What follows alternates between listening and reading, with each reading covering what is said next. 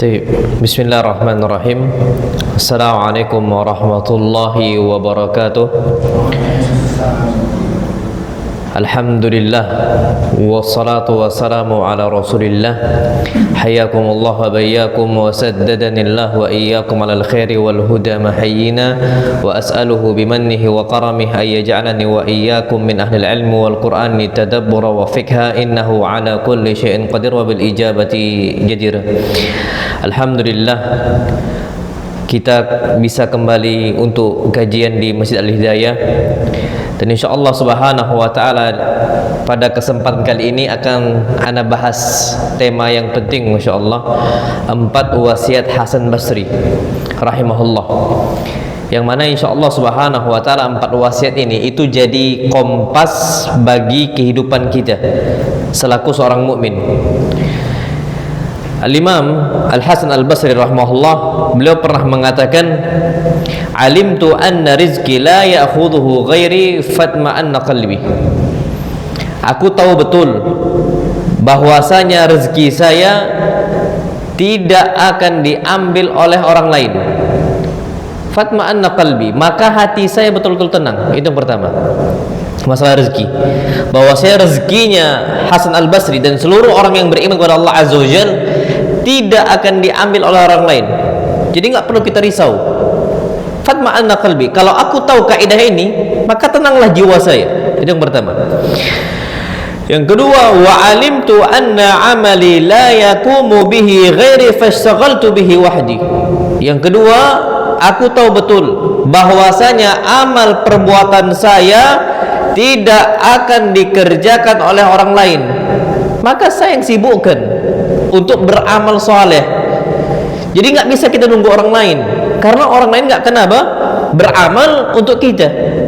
Itu yang kedua. Yang ketiga, wa alimtu annallaha muttali'un alaihi, dan aku tahu bahwa Allah subhanahu wa ta'ala betul-betul melihat saya. Fastahyaitu an yarani ala ma'siyah, maka aku malu betul kalau Allah melihat saya dalam kondisi saya bermaksiat kepada Allah Azza wa Jalla. Yang keempat, wa alimtu annal mauta yantadiruni, aku tahu betul bahwa saya kematian nunggu saya, mengintai saya. Fa'adattu zada li liqa'i rabbi, maka aku siapkan perbekalan untuk jumpa dengan Allah Azza wa Jalla. Ini 4 wasiat Al-Hasan Al-Basri. Baik, kita bahas dulu yang pertama. Hasan Al-Basri mengatakan, rezeki saya nggak akan diambil oleh orang lain. Ini menunjukkan kenapa? Karena Allah subhanahu wa ta'ala itu sudah menjamin rezeki untuk semua orang. Ana, antum semua, seluruh hamba-hamba yang Allah ciptakan, semua sudah ada rezekinya masing-masing. Dan ini sebagaimana yang Allah subhanahu wa ta'ala firmankan, wa ma min dabbatin fil ardi illa 'alallahi rizquha.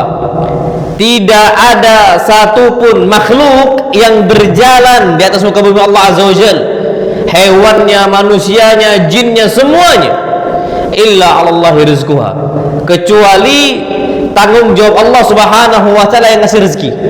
Berarti semuanya itu sudah ada rezekinya masing-masing. Makanya Masya Allah, kadang-kadang kita risau banget gitu.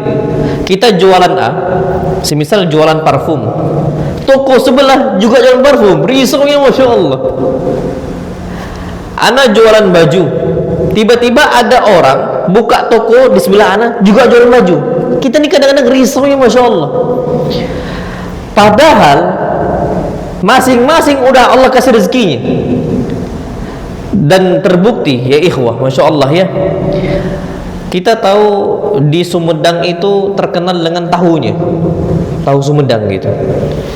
Di sana kalau jualan tahu, toko A jualan tahu, toko kedua jualan tahu, ketiga, keempat, kelima, keenam, banyak tahu itu. Kalau kita sekarang ini ada di Lembak itu jualan apa, Lembak kerupuk kan, itu sepanjang itu nggak ada yang risau Masya Allah. Harusnya yang paling laku itu yang warung pertama jualan kemplangnya yang di Lembak atau yang di akhir, biasanya gitu. Tapi ternyata yang tengah juga laku, yang warung kedua juga laku, ketiga juga laku. Dengan kehendak Allah kita lewat lembah nih semisal, tiba-tiba kita stop di warung ketiga. Harusnya yang paling laku di warung yang keberapa? Pertama. Tapi entah kenapa kok kita nggak tergerak untuk berhenti yang di warung pertama. Kita berhenti yang keempat atau kelima dan keenam. Dan ternyata faktanya mereka itu nggak risau. Bahkan semakin banyak orang jualan kemplang di sana. Ini menunjukkan bahwasanya rezeki Allah Azza wa Jal itu sudah diatur oleh Allah Subhanahu wa taala. Makanya kaidah kita sakit hati sama orang buka toko sebelah dengan jualan yang sama dengan kita, ini salah bener. Salah betul, Masya Allah. Makanya di Tanah Abang Jakarta tuh semua rata-rata jual baju muslim, semua baju muslim, sederet-sederet. Toko emas Cina-Cinanya buka. Bahkan mereka senang kalau ada orang buka jualan toko emas yang sama. Tentu jadi ikhwah, untuk meramaikan pasar. Untuk meramaikan apa? Pasar. Kain juga sama. Kita kalau berangkat ke Bandung gitu ya, toko A jualan kain, toko B jualan kain, ini sebelah-sebelahan semua kalau kita pernah nyari kain di sana. Dan itu biasa. Ini menunjukkan kepada kita harusnya kaidah ini itu ada dalam setiap jiwa muslim, bahwasanya rezeki kita udah dijamin oleh Allah Azza wa Jalla masing-masing. Jadi orang yang buka toko di sebelah kita nggak akan ngambil rezeki kita. La ya'khudhuhu ghairi. Nggak ada yang ngambil rezeki saya oleh orang lain, nggak akan ada. Fatma'anna qalbi, maka jiwa saya akan tenang kalau ternyata tahu kaidah itu. Maka ini kaidah yang penting untuk kita semua. Makanya ya ikhwah, jangan sampai kita itu dalam masalah rezeki itu seakan-akan takut banget gitu. Kita nggak akan mati kecuali rezeki sempurna. Berarti kalau masih hidup, rezeki itu akan terus ada. Makanya disebutkan oleh Nabi kita Muhammad SAW, inna nafsan lan tamuta hatta tastawfi rizqaha. Sesungguhnya seorang jiwa tidak akan mati kecuali sudah sempurna rezekinya. Kalau belum sempurna, maka nggak akan meninggal. Allah nggak akan cabut nyawa kita. Ini semua sudah dijalankan oleh Allah Azza wa Jalla. Dan bahkan yang ajibnya, Masya Allah ya, yang jualan dari lembaknya, yang jualan di lembaknya atau di Sumedangnya dan sebagainya, itu dengan hikmahnya Allah Azza wa Jalla, ada di situ yang orang kayanya, dan di situ juga ada orang yang kurangnya. Padahal harusnya merata kan gitu. Tapi terserah Allah Azza wa Jalla, ada di situ yang menonjol kekayaannya. Dan ini sebagaimana Allah firmankan dalam Al-Quran Al-Karim, nahnu qasamna bainahum ma'isyatan fil hayatid dunya. Kami yang bagikan urusan ma'isyah dunia untuk mereka. Kami yang bagikan. Ada yang kaya, ada yang kurang, ada yang tengah-tengah. Terserah Allah Azza wa Jalla. Padahal jualannya satu tempat. Dan ini yang ajibnya. Ada pernah ana safari dakwah ke Sumatera Utara. Jadi ana datang ke wilayah namanya Batubara di sana. Bukan Batubara kita, Batubara di sana. Ana datang ke sana. Nama daerah itu Batubara gitu, nama daerahnya. Ana datang ke sana di Sumatera Utara. Ada beliau ini jualan bakso gitu, dan laku gitu baksonya, Masya Allah. Beliau cerita, Anas buka usaha di sini, ini lakunya Masya Allah. Akhirnya Anda terbesit untuk buka cabang di kota Medan. Yang notabene kota Medan ini kita tahu di Sumatera ini kota yang paling besar ya kota Medan. Dalam benak dia, ini bakal laku betul ini bakso gitu kata dia. Karena di Batubara aja lakunya Masya Allah. Apalagi kalau Anda buka di Medan. Akhirnya Anda buka cabang di Medan, Ustaz, bangkrut, tutup toko. Ini satu orang yang jualan gitu ya, jualan dia buka di tempat yang lebih besar, yang pasarnya lebih banyak harusnya, tapi ternyata di kota besar itu dia tutup. Ini satu orang yang buka usaha. Apalagi kalau ternyata dua orang yang berbeda. Kalau satu orang berbeda saja rezekinya masing-masing berbeda, antara rezeki yang di Medan bangkrut dan rezeki yang di Batubara kota lebih kecil ternyata lebih laku. Ini menunjukkan kepada kita terserah Allah Azza wa Jalla. Allah mau ngasih ke A kekayaan, ke B semisal kekurangan, atau C tengah-tengah, terserah Allah Azza wa Jalla. Makanya jangan sampai kita hasad kenapa fulan dia lebih kaya, usahanya juga sama dan sebagainya. Terserah Allah Azza wa Jalla. Makanya nggak pernah Abu Hurairah ini hasad kepada Abu Bakar, nggak pernah Abu Darda itu hasad kepada siapa? Utsman ibn Affan atau kepada Umar bin Khattab, yang mereka ini notabene orang kaya. Kenapa? Karena Abu Bakar nggak makan rezekinya Abu Hurairah. mutlak dari Allah Azza wa Jalla, terserah Allah SWT. Kalau kita hasad berarti seakan-akan kita menggugat siapa? Allah Azza wa Jalla. Makanya orang-orang yang hasad nih dibenci betul oleh Allah Azza wa Jalla. Kenapa? Aslinya yang ngasih rezeki itu Allah Subhanahu wa taala. Yang Allah yang membagikan masing-masing rezeki untuk manusia, fulan ini dapat kelebihan dan sebagainya, itu Allah Azza wa Jalla. Maka yang perlu kita ketahui adalah jangan sampai kita ini merasa takut dari rezekinya Allah Subhanahu wa taala. Yang penting kita bertakwa. Kalau kita bertakwa, Allah akan cukupkan. Semua rezeki akan Allah kasihkan. Allah akan memberikan kecukupan. Yang penting takwa kepada Allah Azza wa Jalla. Maka disebutkan dalam sebuah ayat Allah berfirman, walau anna ahlal qura, seandainya penduduk bumi, penduduk sebuah kampung gitu ya, amanu, beriman yang pertama, wattaqau, bertakwa yang kedua, la fatahna alaihim barakatim minas sama, kami akan bukakan untuk mereka keberkahan minas sama, dari langit, wal ard, dan juga dari muka bumi. Makanya Masya Allah, kita tahu Jazirah Arab ini padang pasir tandus, kering kerontang, tidak ada apa-apa, tapi ketika bertakwa Allah kasih rezeki dari jalan nggak disangka-sangka. Dulu penduduk Quraisy itu harus berangkat di musim panas ke Syamnya, di musim dingin ke Yamannya. Dulu mereka harus pergi jauh dulu. Tapi dengan izin Allah Azza wa Jalla, mudah bagi Allah orang yang datang ke tempat mereka. Dulu kita kenal dengan surat Quraisy, li'ila fi Quraisy ila fihim rihlatash syita'i was-shaif. Mereka melaksanakan perjalanan jauh, tujuannya untuk berdagang bersama kafilah-kafilah dagang mereka. Itu di musim panas mereka berangkat, di musim dingin mereka berangkat ke Syam dan juga berangkat ke Yaman. Jauh ya Masya Allah, untuk mengais rezeki, untuk mencari maisha. Sekarang orang yang datang ke mereka berbondong-bondong. Kenapa? Kalau kita beriman bertakwa, Allah akan cukupkan. Dari yang tak sangka-sangka. Dulu mereka harus berangkat. Pertanyaannya, siapa yang mau berangkat ke tempat mereka kering kerontang? Sekarang sampai detik ini terus akan berdatangan. Kenapa? Satu, mereka beriman, penduduk Mekah dan juga Madinah. Yang kedua, mereka bertakwa. Dan terbukti Masya Allah ajibnya, kapan azan tutup semua tokonya. Dan mereka nggak tahu rezeki. Kapan azan datang pelanggan, mereka bilang tutup toko, badal azan kita buka lagi. Dan pun kalau pelanggannya nggak balik, mudah bagi Allah Azza wa Jalla mendatangkan pelanggan yang lain yang bisa membeli lebih banyak daripada pelanggan yang pertama.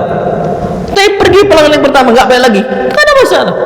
Mudah bagi Allah Azza wa Jalla mendatangkan pelanggan yang kedua, membeli barang dagangan kita jauh lebih banyak. Makanya Masya Allah, kalau ternyata kita tahu konsep ini, fatma'anna qalbi, maka hati kita akan tenang. Sekarang kerja pun kita siang-siang nggak mau sholat zuhur. Kenapa? Masih banyak kerjaan. Padahal Allah, mudah bagi Allah menyelesaikan pekerjaan kita kalau kita datang sholat zuhur sebentar 5 menit. Makanya sekarang tuh nggak selesai. Bahkan orang udahlah pulang sore masih kerja di rumah. Harusnya kan WFH itu cuma untuk ketika pandemi doang ya. Sekarang udah nggak lagi pandemi, masih banyak orang WFH. Kerja dari mana? Dari rumah. Nggak selesai-selesai. Bahkan lembur lagi. Terus seperti itu. Tapi kalau bertakwa dia banyak istighfar. Apa kata Allah Subhanahu wa taala? Kalau ternyata mereka beristighfar kepada Allah Azza wa Jalla, faqultu astaghfiru rabbakum innahu kana ghaffara yursilis samaa 'alaikum midrara. Kalau kalian memperbanyak istighfar kepada Allah Azza wa Jalla, Allah akan kirimkan langit dalam bentuk apa? Berawan-awan. Allah turunkan hujannya. Wa yumdidukum bi amwalin wa banin. Kalau kalian perbanyak istighfar, bertakwa kepada Allah Azza wa Jalla, Allah akan memberikan untuk kalian banyak anak dan juga banyak apa? Banyak harta. Kayak Masya Allah sekarang ini kita juga takut banget punya banyak anak, seakan-akan rezeki kita diambil. Wallahil adzim.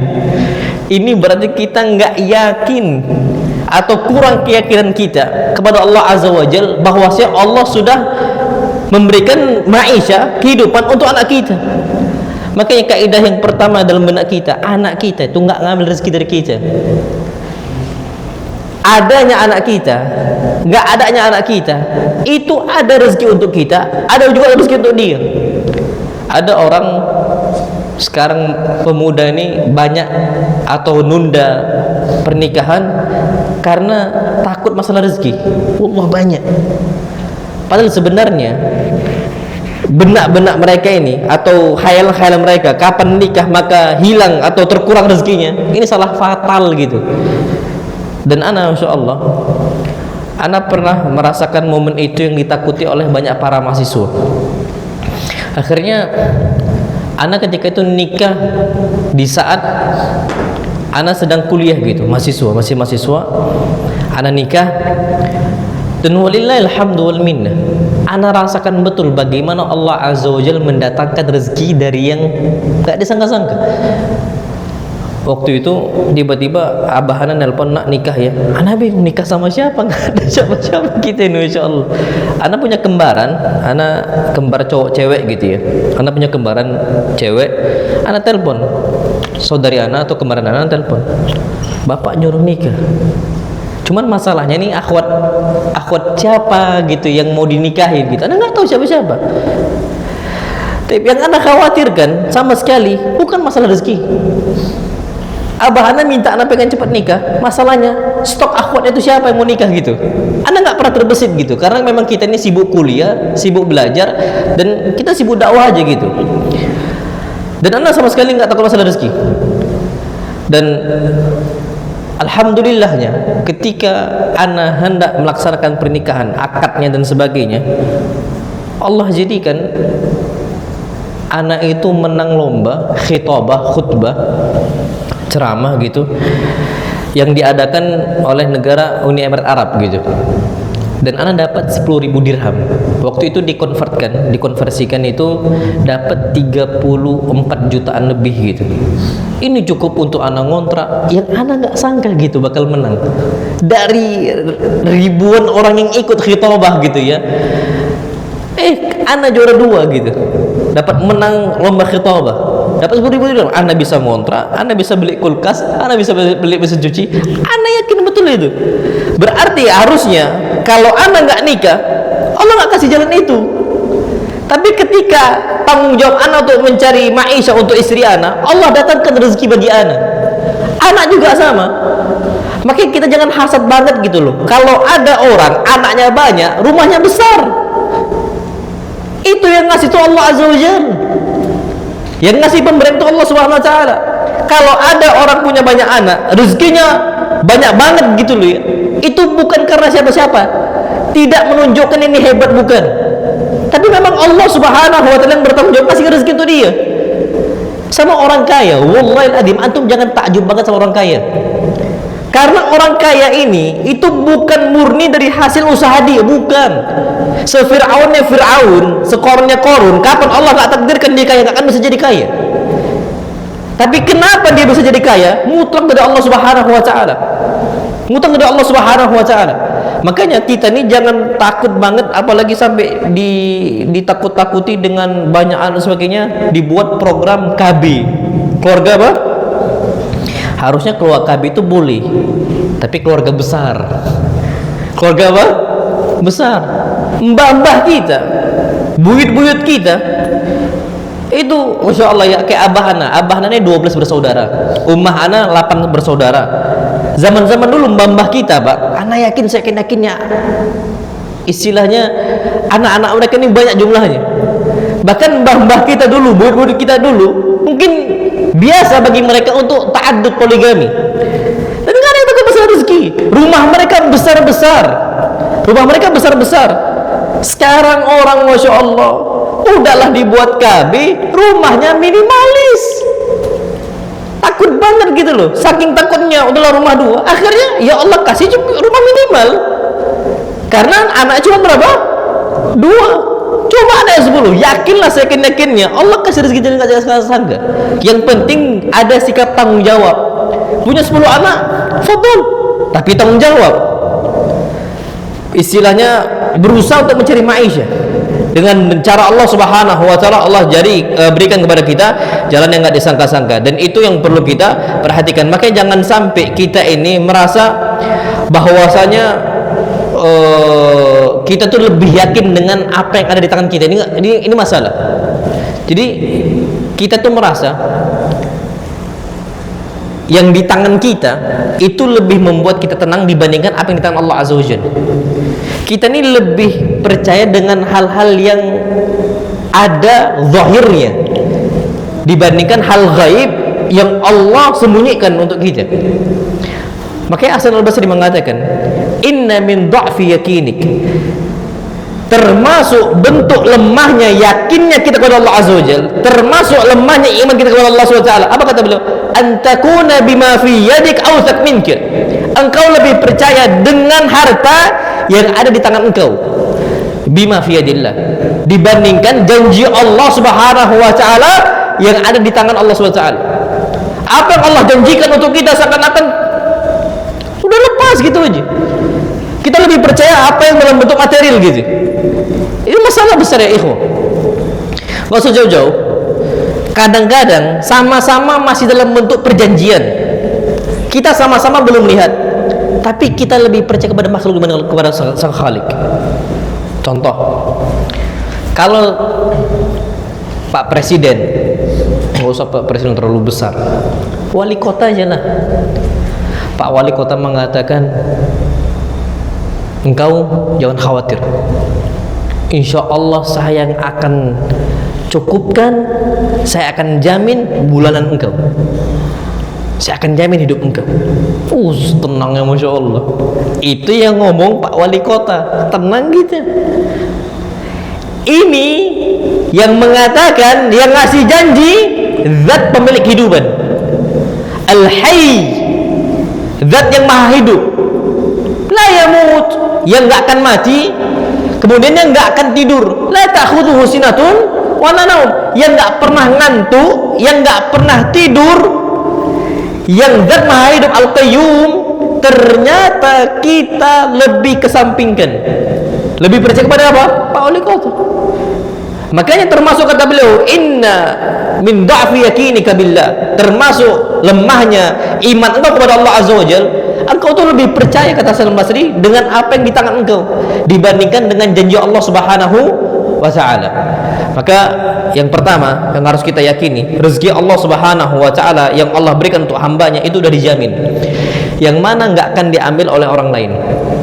Diambil istri mustahil, diambil anak kita mustahil, hatta istri kita anggap, hatta anak kita ngambil harta tanpa sepengetahuan kita, yakinlah untuk awalnya diambil oleh mereka, atau harta kita dicuri lah. Kita semisal motor mau ke masjid dicuri oleh orang, semisal motor kita, percayalah sama ana, rezeki itu akan Allah ganti dengan cara yang lain. Fatma'anna qalbi, maka tenanglah apa? Jiwa saya. Itu yang pertama yang disebutkan oleh apa? Oleh beliau. Yang kedua, tentang masalah amal. Beliau katakan, wa alimtu anna amali la yaqumu bihi ghairi fanshaqaltu bihi wahdi. Aku tahu betul bahwa amal aku enggak akan dikerjakan oleh orang lain, maka saya yang kerjakan untuk amal saya sendiri. Ini yang sebagaimana Allah firmankan, laha ma kasabatu 'alaiha makasabat. Setiap jiwa akan mendapatkan pahala dari apa yang dia kerjakan, dan setiap jiwa akan mendapatkan dosa dari amal buruk yang dia lakukan. Jadi kita ini sibuk dengan posisi diri kita sendiri. Jangan sampai nunggu orang lain mengamalkan atau bekerja untuk kita. Ya ikhwan, Masya Allah, ya ada satu hadis, yang hadis ini sebenarnya hadis agung gitu. Nabi SAW mengatakan dalam sebuah hadis, beliau katakan, idza matal insanu inqata amaluhu illa min salat. Kalau manusia sudah meninggal, terputus semua amalnya kecuali 3 hal. Salah satunya waladun salihun yad'u lahu, anak soleh yang mendoakan bapak ibunya. Sekarang ya ikhwan, yang jelas-jelas doa seorang anak yang soleh bermanfaat untuk bapak dan ibunya, sekarang betapa sedikitnya anak yang perhatian dengan bapaknya. Sekarang bapak yang meninggal nggak diperhatikan lagi, didoakan pun enggak. Dan bahkan tidak sedikit kalau kita di kota-kota besar, tanyakan doa untuk bapak ibunya, mungkin mereka nggak tahu, karena jarang disebutkan. Kalau anak kita saja yang satu nasab dengan kita, yang di dalam tubuh mereka ada darah kita, tidak memikirkan kondisi kita di alam akhirat nanti, apalagi orang lain yang lebih jauh, apalagi sepupu kita nggak akan perhatian sama kita. Bagaimana mungkin kita mau nunggu amal mereka? Nggak akan mau. Mereka nggak akan apa? Disibukkan untuk apa? Beramal untuk kita. Siapa yang mau sholat pahala dikirim untuk kita? Siapa? Sekarang aja orang mau membadalkan aja, nggak banyak orang mau membadalkan bapak ibunya. Badal haji ataupun badal apa? Umrah. Nggak mau. Bapaknya belum pernah ibadah umrah. Padahal sebenarnya badal umrah tuh nggak besar biayanya. Sekarang 2 juta udah 3 juta lah, udah dapat pahala untuk bapaknya. Ibunya nggak pernah umrah, uang gede banyak, fulusnya banyak, nggak pernah dibadalkan untuk orang tuanya, nggak pernah sama sekali. Padahal sebenarnya itu kalau kita badalkan, bayar ke orang gitu ya, minta tolong ke orang yang berangkatkan gitu, itu cuma 3 juta paling, cuma apa? 3 juta. Tapi banyak yang nggak perhatian di situ untuk orang tua sendiri dan sebagainya. Bersedekah atas nama orang tua, banyak nggak mau. Kita wakaf masjid, semisal kita wakaf 5 juta, 2,5 jutanya untuk orang tuanya, jarang. Masing-masing fokus dengan dirinya sendiri. Makanya kata Hasan al-Basri, aku tahu betul orang itu tidak ada yang disibukkan beramal soleh untuk saya. Sering sekali mereka lupa. Fastaghaltu bihi wahdi. Maka saya yang sibukkan diri saya untuk apa? Beramal soleh. Jangan nunggu orang. Jangan nunggu orang. Maka kita harus semangat. Makanya apa kata Allah Subhanahu wa taala? Alaikum anfusakum. Sibukkan diri kalian dengan diri kalian sendiri. Pertama, sibukkan diri kita sendiri.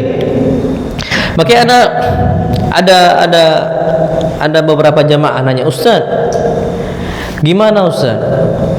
Kawan-kawan nih nitip banyak doa ketika anak umrah. Kita nih sekarang umrah nih Ustaz ya. Anak tuh di WA tuh banyak banget gitu masuk titip doa A, B, C, D, E.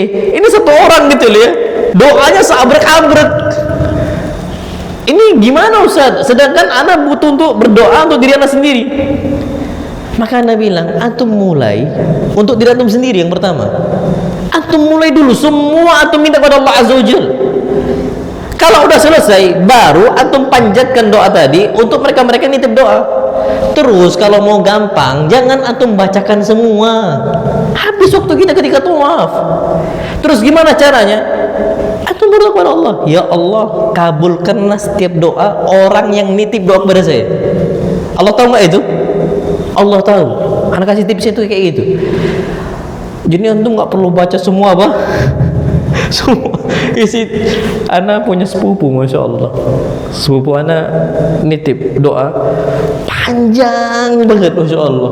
Anak baca sebelum anak apa istilahnya niat ihram tuh anak baca gitu kan. Anak baca, panjang banget ini. Lulus kuliah, ini kerja nanti di sini, ini gini. Akhirnya memang tips yang paling mudah gitu loh ya. Kita mulai dari diri kita sendiri. Kita masih banyak perkara-perkara amal soleh yang belum kita kerjakan. Kalau udah sendiri kita sendiri, baru mulai dengan untuk apa? Orang lain. Untuk akhirat, jangan ngasih orang. Untuk akhirat, dahulukan diri kita. Tapi dunia, dahulukan orang lain. Makanya kalau kita semisal ada soft depan kosong, jangan kasih ke orang, antum aja yang maju gitu. Ini untuk apa? Soft yang depan. Karena jelas soft yang depan itu ada keutamaannya. Jangan kasih untuk orang. Contoh, kita lajang, kawan kita lajang. Ada satu akhwat, gadis gitu. Kita dicomblangin sama salah satu ustaz. Antum mau nikah enggak? Ustaz, jangan ana, ini duluan. Ini perkara ibadah akhirat kita. Untuk istighfaf, jaga ba'ifah kita. Kalau ternyata akhwat itu mau untuk dinikahi, kita dulu maju. Jadi jangan kasih orang gitu, kasih orang, jangan. Oke, masya Allah. Pernah terjadi masalah itu untuk satu sahabat. Jadi Abu Bakar tuh dahulukan orang lain gitu. Kasus apa? Kasus nikah. Aslinya Abu Bakar tuh mau duluan. Jadi ketika itu Hafsah bintul Khattab radhiyallahu taala anhuma itu janda dari suaminya. Kemudian Rasulullah SAW itu sering banget nyebut Hafsah, Hafsah, Hafsah, Hafsah gitu. Umar bin Khattab datang nawarin ke Abu Bakar, maukah engkau nikah dengan anak saya, dengan putri saya, Hafsah? Maka Abu Bakar pun mengatakan, nanti kalau iya saya kabarkan gitu. Jadi nggak langsung diterima oleh Abu Bakar radhiyallahu taala anhu. Umar datang kepada Abu Bakar berharap Abu Bakar betul-betul apa? Betul-betul nerima anaknya, putrinya si Hafsah. Ditolak gitu. Akhirnya Umar sakit hati. Umar akhirnya apa? Sakit hati. Sampailah di hari H pernikahannya Hafsah dengan Rasulullah sallallahu alaihi wasallam. Akhirnya apa kata Abu Bakar? Tahukah engkau kenapa saya tidak mengiyakan nikah dengan putri engkau? Akhirnya engkau sakit hati. Tahukah alasannya? Karena aku sering mendengar Rasul sering menyebutkan putri engkau Hafsah, Hafsah, Hafsah. Dan aku tahu Rasulullah sallallahu alaihi wasallam ingin menikahi putri engkau. Maka aku kasih untuk Rasulullah sallallahu alaihi wasallam. Kalau Rasul enggak sebutkan itu, aku akan pertama kali nikah dengan Hafsah, dengan putri engkau. Ketika itu akhirnya apa kata Umar? Fansyaraha bihi sadri.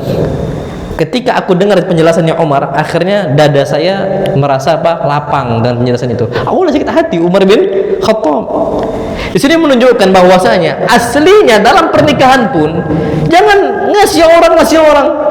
Kalau bisa kita duluan, kalau bisa kita duluan. Kalau bisa kita apa? Kita duluan. Itu dalam masalah akhirat. Karena kalau kita nunggu orang, wallahi berat ya ikhwah. Sedekah, wakaf, atau misal apa? Anak yatim, fuqara, orang fakir miskin, biarlah fulan aja. Itu kalau ternyata kita seperti itu, yakinlah sampai meninggal kita nggak akan siap apa-apa. Makanya apa kata Nabi SAW? Badiru bil a'mal, segeralah kalian beramal saleh, segera, jangan ditunda-tunda lagi. Karena orang lain tuh nggak akan mengerjakan amal soleh untuk apa? Untuk kita. Dan nggak usah harus banyak. Ana sering sampaikan, nggak usah harus banyak. Yang penting konsisten. Ahabbul a'mali ilallah adwamuha wa in qalla. Amalan yang paling dicintai oleh Allah Subhanahu wa taala adalah yang selalu nyambung, berkesinambungan walaupun sedikit. Karena nanti inilah yang akan menemani kita di alam akhirat nanti, di alam barzakh. Bahkan disebutkan oleh Nabi SAW, medba'ul mayyita thalathatun. Ada 3 hal yang ngikuti mayit. Keluarganya ngikuti mayit ke pemakaman, hartanya juga sama ngikut, bahkan sebagian etnis gitu ya, emasnya dimasukkan, harta dimasukkan, TV dimasukkan. Ada sebuah etnis seperti itu. Ujung-ujung dimaling juga digali lagi kuburannya. Nggak akan bermanfaat. Wa amaluhu, dan amal yang terakhir.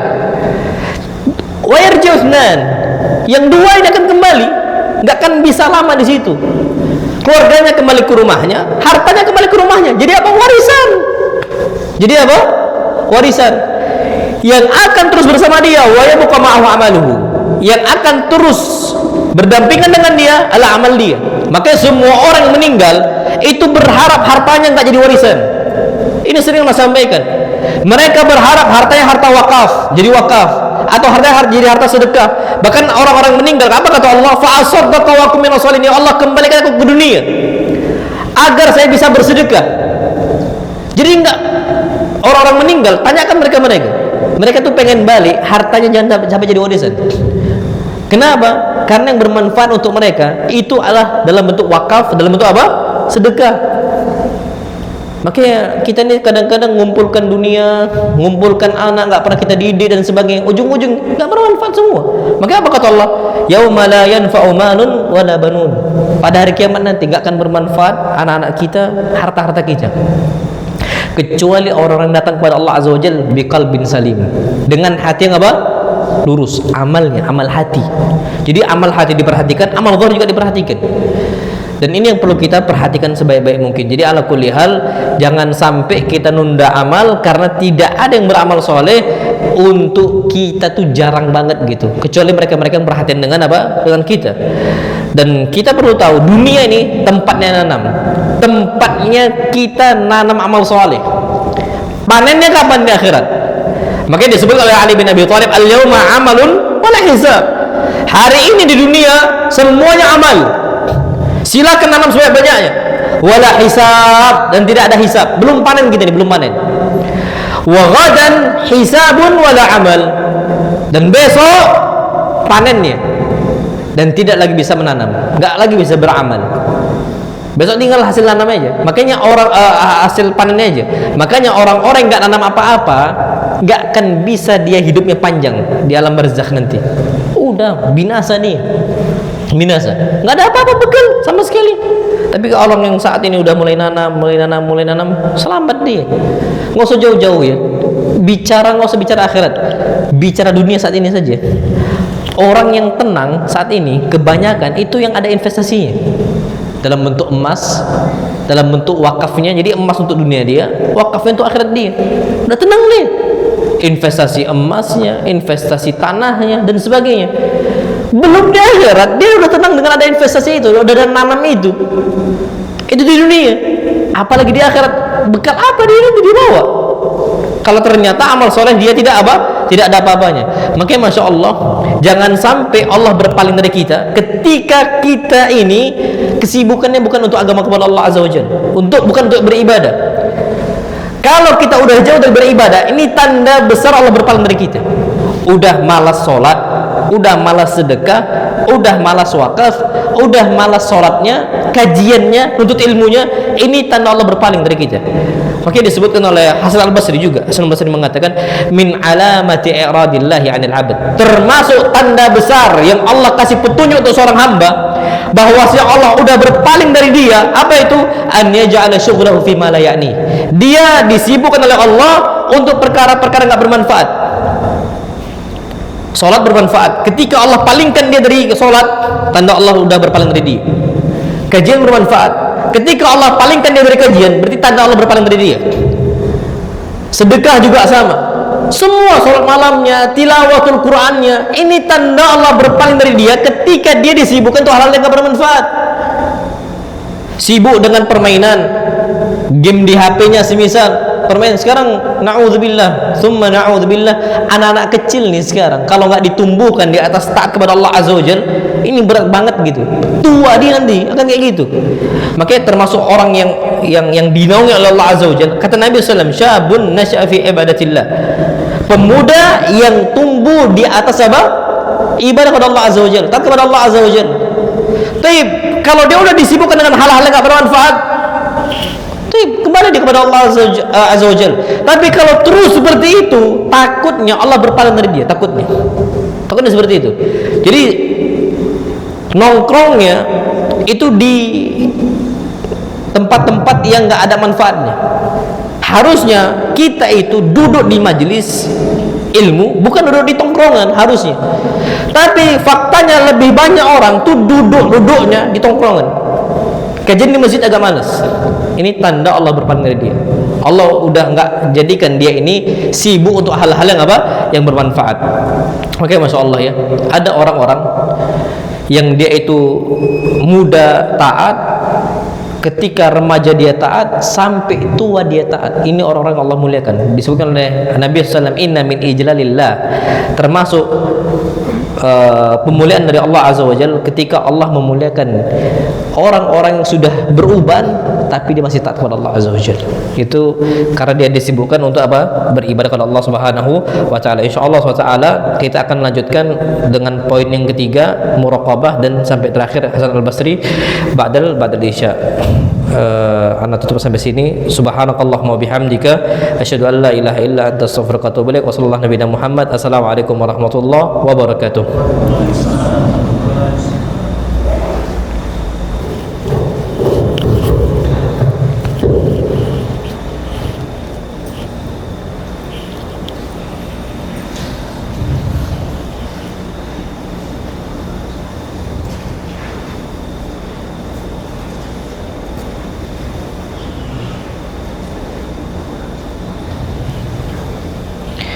Taib. Bismillahirrahmanirrahim. Assalamualaikum warahmatullahi wabarakatuh. Alhamdulillah wassalatu wassalamu ala Rasulillah. Kita lanjutkan kajian kita yang ketiga dan keempat. Yang ketiga, Al-Hasan Al-Basri rahimahullah, beliau mengatakan, alimtu annallaha muttali'un alaihi. Aku tahu betul Allah Subhanahu wa taala selalu melihat saya. Fastahyaitu an yarani ala ma'siyah. Maka aku malu Allah melihat saya dalam kondisi saya bermaksiat. Dan ini sebagaimana yang Allah Subhanahu wa taala firmankan, alam ya'lam bi annallaha yara. Tidakkah mereka tahu bahwasanya Allah Subhanahu wa taala Maha melihat? Dan inilah akhirnya Nabi kita Muhammad sallallahu alaihi wasallam nutup celah-celah maksiat. Sadduz dzari'ah namanya. Apapun yang menjadi potensi untuk seorang hamba bermaksiat, ditutup celah itu oleh Nabi kita Muhammad SAW. Contoh celah maksiat yang terbuka lebar adalah ketika seseorang itu menyendiri. Makanya Nabi SAW tuh nggak suka orang itu tidur seorang diri. Makanya tidur tuh kalau bisa jangan sendirian, harus ada orang lain, usahakan. Dan ini sebagaimana sabda Nabi kita Muhammad SAW disebutkan dalam sebuah hadis, naha Rasulullah SAW anil wahdah. Nabi SAW melarang betul dari kesendirian. Apa maksudnya? An yanama ar-rajulu wahdah. Seseorang itu tidur seorang diri. Karena inilah yang membuat seseorang itu akhirnya bermaksiat kepada Allah Azza wa Jalla. Au yusafir wahdah. Atau seseorang itu bersafar seorang diri. Pakai tidur itu jangan seorang diri, dan juga safar itu jangan seorang diri. Makanya setiap kali Nabi bersafar, Nabi SAW selalu berdoa, Allahumma inni a'udzubika minal hauri ba'dal qaur. Ya Allah, aku ini berlindung kepada Engkau dari kerusakan setelah saya ini orang yang baik. Banyak orang rusak sebabnya safar. Kenapa? Safar seorang diri. Kita di sebuah tempat, orang kenal dengan kita. Ketika kita pindah dari tempat asal kita ke tempat yang asing bagi kita, atau ke tempat baru seorang diri, orang nggak ada yang lihat kita, atau orang nggak ada yang kenal dengan kita. Akhirnya potensi untuk bermaksiat, kata Nabi SAW, itu lebih besar. Makanya Nabi SAW larang untuk seorang itu safar seorang diri. Ini kenapa? Karena safar seorang diri atau tidur seorang diri ini potensi seseorang itu bermaksiat. Makanya ada sebuah hadis Nabi SAW, hadis yang sahih. Beliau katakan, fa inna syaitan ma'al wahid. Sesungguhnya syaitan itu selalu bersama orang yang seorang diri. Wa innahu ma'al itsnaini ab'ad. Dan syaitan kalau bersama dua orang, dia akan selalu menjauh gitu. Kalau bertiga orang, dia lebih menjauh lagi syaitan. Kalau berempat orang, dia lebih menjauh lagi. Makanya Nabi SAW selalu perintahkan agar orang itu kalau safar itu dua orang. Tunjuk amirnya. Tunjuk apa? Pemimpin safarnya. Kenapa? Ini potensi untuk seorang itu bermaksiat kepada Allah Azza wa Jalla. Jadi bahkan kata Nabi SAW, alaikum bil jamaah wa iyyakum wal furqah. Kata Nabi, kalian harus terus bersama-sama. Jangan seorang diri. Kata Nabi SAW. Hatta sholat pun, ini ibadah loh ya, ibadah sholat. Jangan seorang diri, kata Nabi SAW. Berjamaah. Karena hatta dia sholat pun, tetapi seorang diri, ini yang bisa membuat syaitan itu datang menuju dia. Akhirnya apa? Merusak dia. Ada sebuah hadis Nabi SAW katakan, ma min thalathatin fi badwin la tuqamu fihimul jama'a illa stahwadha alaihim syaitan.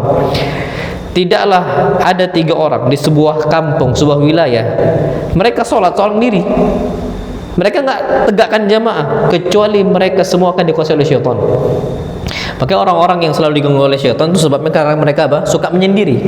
Orang kapan lu udah suka menyendiri, itu akan lebih rentan diganggu oleh siapa? Syaitan.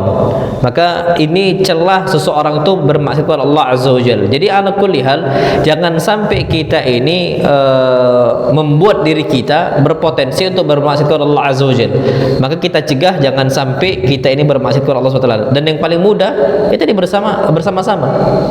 Dan bahkan ada salah seorang ulama, ini ulama ahlu sunnah wal jamaah, dia taubat dari khomer sebabnya anaknya dia. Setiap kali dia minum khamr, Allah SWT datangkan anaknya, putrinya di samping dia, gagal lagi bermaksiat.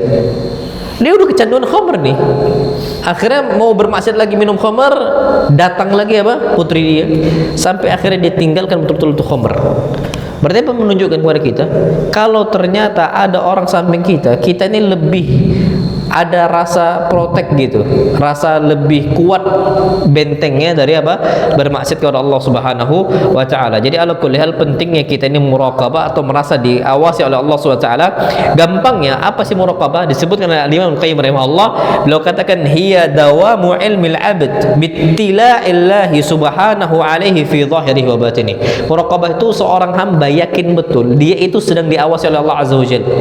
Kita kalau ada CCTV itu nggak akan bermaksiat, itu kayaknya sulit banget gitu. Ada sebagian tempat rumah makan atau tempat apa dan sebagainya itu CCTV sampai diletakkan di kasir gitu. Jadi orang tuh untuk mencegah saja gitu, untuk mencegah saja. Ternyata kita ini lebih takut dari CCTV dibandingkan apa, pandangan Allah Azza wa Jalla. Makanya kita memang harus ada rasa malu. Makanya kata Nabi SAW, al-haya'u syu'batun minal iman. Rasa malu itu adalah cabang dari apa? Cabang dari iman. Namullah alam bisawab. Kita percepat yang keempat di sini. Beliau katakan wa alimtu annal mauta yantadiruni fa'adatul zad liliqa'i rabbi. Aku tahu betul bahwasanya kematian datang menunggu saya, maka aku siapkan bekal untuk jumpa dengan Allah Azza wa Jalla. Dan Allah berfirman, kullu nafsin dha'iqatul maut. Setiap yang bernyawa pasti merasakan kematian. Ana wala antum. Kita semua yang hidup pasti mati. Makanya jangan sampai kematian ini kita kondisi meninggal belum ada bekal sama sekali. Ini bahaya banget gitu. Kita kalau mau diaudit gitu loh ya, minimal hisab kita, perhitungan kita tepat. Kita udah siapkan bekal itu semua, atau apapun bentuknya. Kita mau dipanggil bos kita, kita mau dipanggil atasan kita, kita mau dipanggil fulan, kita harus siapkan betul ya ikhwah. Ini ternyata yang manggil kita siapa? Allah Azza wa Jalla, yang hisabnya nggak pernah meleset. Bahkan semua tercatat rapi di sisi Allah Azza wa Jalla. Bahkan disebutkan dalam sebuah ayat, orang-orang kafir yang nggak persiapan untuk kematian dia, mereka itu akan menyesal betul. Apa kata mereka? Ma li hadzal kitabi la yughadiru saghira wala kabira. Kenapa kitab catatan amal saya tidak meninggalkan amal yang kecil atau amalan yang besar, kecuali pasti dicatat rapi, serapi-rapinya. Maka kita harus persiapkan dengan persiapan yang baik. Rapot saja, rapot nilai kita. Kita dulu mungkin ketika kuliah atau ketika kita masih siswa SMP ataupun SMA, kita persiapan dengan sebaik mungkin untuk belajar, bekal, mau ujian dan sebagainya. Ikhtibar itu kita persiapan dengan sebaik mungkin. Kenapa? Karena kadang-kadang kita malu kalau nilai kita merah. Nilai itu rasib atau ada hair atau ada ujian ulang dan sebagainya, remedial dan sebagainya. Kita malu betul. Makanya persiapan kita itu apa? Dan kata Nabi SAW, kata Allah SWT, watazawwadu fa inna khairaz zadi taqwa. Berbekallah kalian karena sebaik-baik bekal adalah takwa. Makanya hawa nafsu inilah yang akhirnya melawan seorang untuk bertakwa kepada Allah Azza wa Jalla. Ada egonya gitu, ada egonya. Pengen hawa nafsunya dia turutin terus, keinginan dia urutin terus. Bahkan kata Nabi SAW, al-qais mandana nafsahu wa amila lima ba'dal maut. Orang yang cerdas dia tahan dulu apa keinginan dia, hawa nafsu dia. Dia rendahkan dulu hawa nafsu dia. pengen A, pengen B, direndahkan dulu. Wa amila lima ba'dal maut, dan dia beramal tujuannya apa? Untuk setelah kematian dia. Ada beberapa kasus gitu ya. Dulu zaman-zaman Covid gitu. Zaman-zaman Covid waktu itu banyak orang yang nggak bisa kurban. Tapi maaf muskilah, nggak ada masalah sama sekali. Tapi yang ajibnya bisa beli sepeda. Di zaman itu memang zaman-zamannya apa? Orang sepedaan gitu. Padahal sebenarnya kalau kita hitung domba aja, jangan kambing, yang lebih murah lagi lah domba. Domba itu murah. Bahkan domba itu 6 bulan umurnya udah bisa kita pakai untuk apa? Udhiyah. Sebagai hewan sesembelihan kita. Kalau kambing setahun minimal. Tapi kalau domba itu cuma 6 bulan. Dan kita cari peternakan domba itu murah-murah semua domba itu. Tapi faktanya orang itu lebih dahulukan hawa nafsu dia. Nantilah udhiyah. Padahal sebenarnya kurban itu hukumnya wajib. Hukumnya wajib bagi yang mampu loh ya, bagi yang mampu. Tapi kita bisa untuk beli apa? Sepeda kita dibandingkan hewan kurban. Bahkan kata Nabi SAW, man wajada sa'atan falam yudhi fala yaqrabanna musallana. Orang yang mampu berkurban, enggak mau berkurban, jangan dekati tempat salat kami, salat Id. Enggak boleh. Kenapa? Kadang-kadang ada orang kemampuan, dia malah lebih memilih duniawi yang lain, sepedanya lah, atau olahraga sekarang kan semua mahal-mahal semua sekarang olahraga. Lagi rame tuh main pedal itu. Raketnya pedal itu udah berapa gitu, na'udzubillah. Sepatunya juga sama. Ibadahnya ditunda sama dia.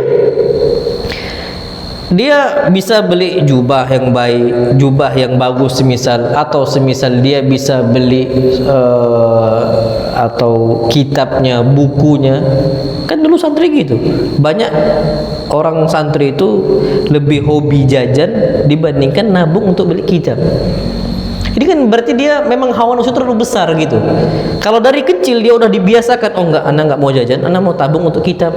Aduh, lama-lama Masya Allah kitab dia akan banyak, dan dia ngambil banyak faedah di situ, banyak hobi baca. Tapi kalau dari kecil kita udah terbiasa untuk hawa nafsu kita, ini akan repot gitu, akan repot. Makanya Pak, anak syaratkan juga untuk antum juga, kalau kita punya anak nih, anak tantrum dia nangis-nangis minta ini, jangan dikasih. Karena pendidikan Allah untuk hamba-hambanya pun nggak selalu dikasih. Kita doa kepada Allah Azza wa Jalla, apakah langsung Allah kasih? Gampang banget bagi Allah untuk ngasih langsung untuk kita, mudah banget. Lillahi mulku samawati wal ard, milik Allah kerajaan langit dan bumi.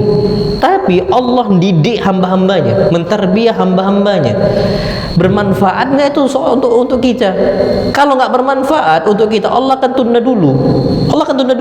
Makanya Allah mengabulkan untuk apa yang kita butuhkan, bukan untuk apa yang kita inginkan. Allah akan kasih jalan yang lain gitu. Nah sama kita nih, kadang-kadang hawa nafsu tuh gede banget gitu, pengen cepet dapat A, pengen cepet dapat B dan sebagainya.